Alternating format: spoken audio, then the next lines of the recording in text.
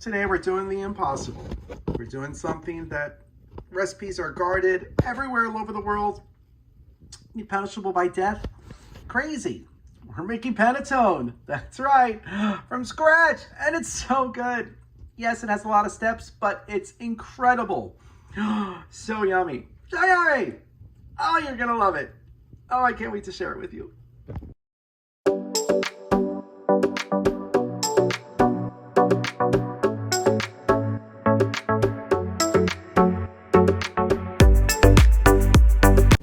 For a full copy of today's recipe, check us out on Facebook at Poppy's Cucina or right here on YouTube under the community tab. All right, let's get started.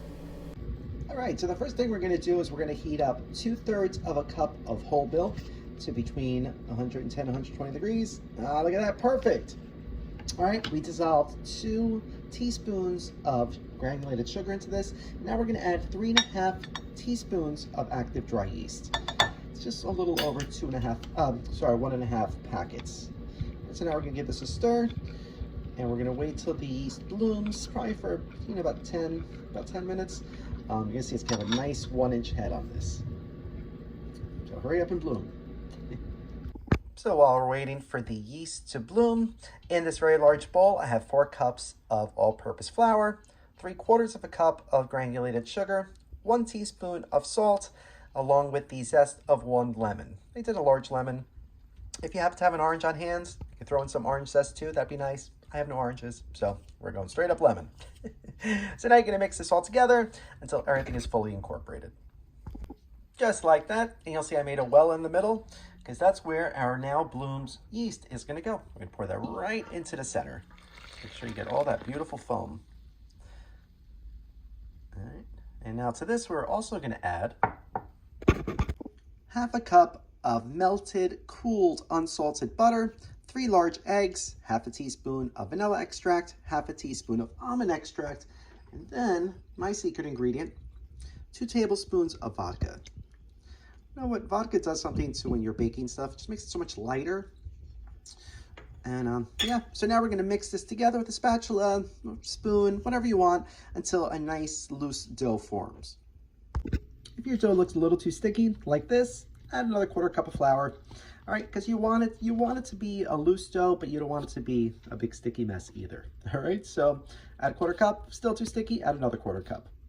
Okay, just like that. Now onto a lightly floured surface. We're gonna scrape this out and knead it till we have a nice, beautiful, smooth dough ball. I ended up adding another 1/2 cup of flour. Just like that. And now I added to that same bowl 1 tablespoon of olive oil. And we're going to re-add the ball of dough, coat both sides. Then we're going to wrap this up tightly with some plastic wrap, and then we're going to let it rise in a warm spot for at least 60 to 90 minutes. You want to make sure it's at least doubled in size. It's a little bit more, even better.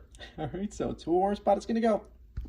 And while we're waiting for the dough to proof, in a large bowl, I added my 2 cups of raisins, and I topped it with some hot water. Now we're going to allow these to rehydrate for about 20 to 30 minutes. You want them to get nice and soft. All right, so we're going to let this hydrate. So once your dough has doubled in size, it's about 1.5 hours, back onto a lightly floured surface it's going to go. Where we are going to spread this out to a nice big rectangle. So now we are going to add our raisins. All right, so got a nice big rectangle here. So now I'm going to add my 2 cups, it's more like 2.5 cups, of my raisins that I drained and patted dry. Now we are going to just evenly distribute your raisins onto your dough.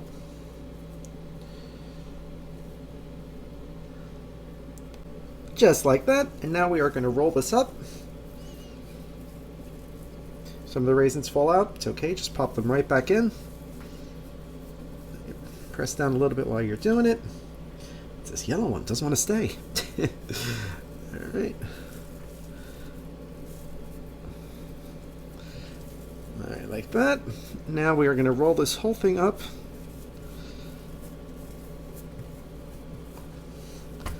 To a big ball. Escapey. All right, now we're going to form this into a large ball. And then we're going to knead it to make sure there are no seams. We want to make sure that we have a nice, even dough. Again, raisins pop out, just pop them right back in. It's okay, but look at this. Doesn't look like it's starting to look like a panettone already. With all the raisins sticking out. Isn't that fun? All right, so we're going to knead this a few times.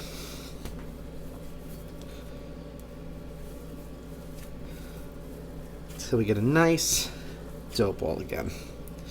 All right, so now we're ready to put it into its baking dish. See, now it's looking like a panettone with the raisins sticking out, right? All right, so now it would be a good time if you have there's special wrappers that you could buy for panettone specifically. I don't have one, so I'm going to use like a souffle dish. Any type of round dish would work as long as it's oven safe. You want to make sure it has some high sides. I also lined it with some parchment paper.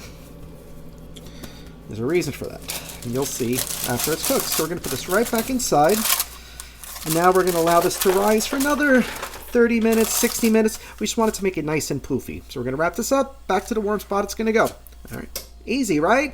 Nice. All right, so it's been proofing for about another hour.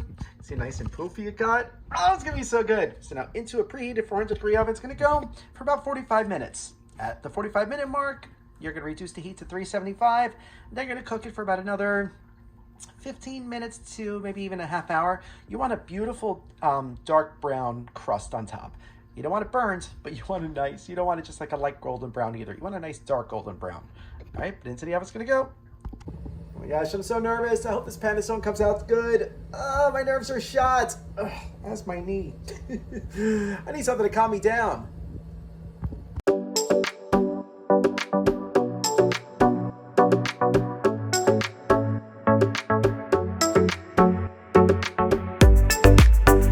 Alright, so for today's Paradiso Blue, sounds good.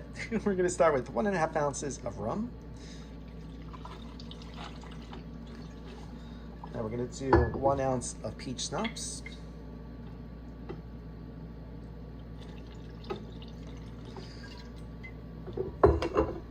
Just about 3/4 of an ounce of amaretto.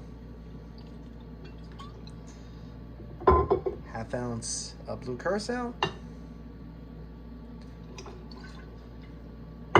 To 1/2 ounce of lime juice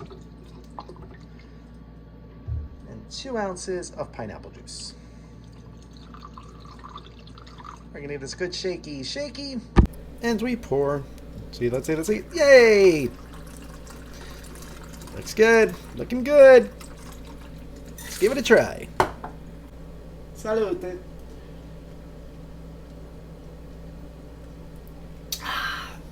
Oh, that's just lovely. Tastes like candy, but just not as sweet. It's very tart. Oh, that's just fabulous. It does taste like booze. I think I had an Italian ice with this flavored once. Alright, so if you try this drink, let us know. Still nervous about that panettone. Oh, I hope it comes out good. Alright, so I just pulled this out of the oven. I cooked it a little differently than I originally said I was going to. So I cooked it at 400 degrees for 20 minutes, reduced the heat to 375, and then cooked it an additional 45 minutes. During that time, I covered it, uncovered it, covered it, uncovered it. I don't want this to get too dark, but this is actually exactly how you want it. So now, important step, we're going to pop this out of its baking dish. It should have like a hollowish. Yep, it does. Beautiful. All right, so now you're going to want to get a couple skewers that are long, and you're going to pierce the inside, like towards the bottom. Leave about 1 inch from the bottom, because this needs to dry upside down. This helps to prevent the crumb from flattening out on you. You want this to be nice. So let me show you how we're going to hang this upside down. So here I have the 2 skewers inside. So now we're going to flip this over, and we're going to allow this to dry upside down. So now you can see what the bottom looks like. Nice hollow thud. Perfect. So now we're going to let it hang like this for 1 hour to let it cool. And then we're going to give it a try. Can't wait. I think I actually succeeded. Oh my gosh, I'm so excited.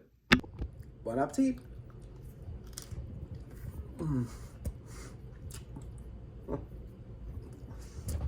I made in Panettone. That I made. Absolutely incredible.